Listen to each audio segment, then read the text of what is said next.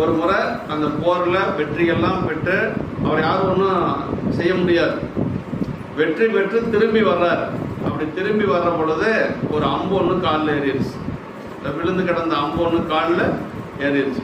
அந்த அம்பை பிடுங்கிட்டு அவர் நினைச்சாராம், நம்ம உடம்புல வேற எந்த இடத்துலையுமே அம்பு படலை, காலில் மட்டும் அம்பு போட்டிருக்குதுன்னா என்ன, அந்த திருநீர் பூச முடியாத இடம் கால் இல்லைங்களா, அதனால காலில் அம்பு போட்டிருக்குது அப்படின்னு சொல்லி அந்த அம்பை எடுத்து போட்டு அந்த அப்பவும் கூட அந்த திருநீர் மேலே தான் அவர் வந்து நம்பிக்கை வச்சிருந்தார் அப்படின்னு சொல்லி சொல்றாரு. அதனால திருநீர் பூசுறது அவ்வளவு சிறப்புங்க.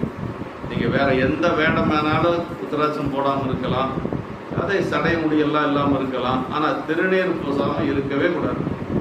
ஒரு ஒரு ஒரு ஒரு நேரம் கூட சிவகணிய உரையில் சொல்வார். அவருக்கு அப்பா கந்தசாமி முதலியார் கோயம்புத்தூரில் பாத்ரூம்ல இருந்து குளிச்சுட்டு வர்றதுக்குள்ள திருநீர் இல்லாமல் இருக்கிறதையே விரும்ப மாட்டார்.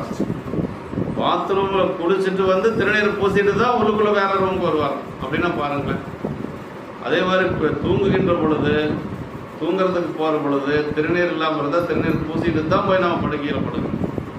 திருநீர் பூசி சிவாய நம்மன்னு சொல்லிட்டு தான் போய் நம்ம படுக்கணும். எந்திரிச்ச உடனே பல்லு விளக்கல, அது பண்ணல, அதெல்லாம் குளிக்கல, அதெல்லாம் கிடையாது. எந்திரிச்ச உடனே கையை கழுவிட்டு திருநீரை பூசிட்டு தான் மற்ற வேலை பார்க்கணும்.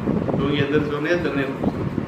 இரவு படுக்கின்ற பொழுது திருநீர் பூசணும். அப்போதான் நமக்கு வந்து நோய் வராது. அதே மாதிரி எந்த ஒரு துன்பமும் நமக்கு வராது. பெரிய மலை மாதிரி வர்றது கூட ஒன்றுமே இல்லாத போயிருங்க. இவன் திருநீர் பூசிருக்கிறான், இவங்ககிட்ட போகக்கூடாதுன்னு எவனே பயந்துக்குவானா அப்படின்னு திருமுறைகள் சொல்லுதுங்க.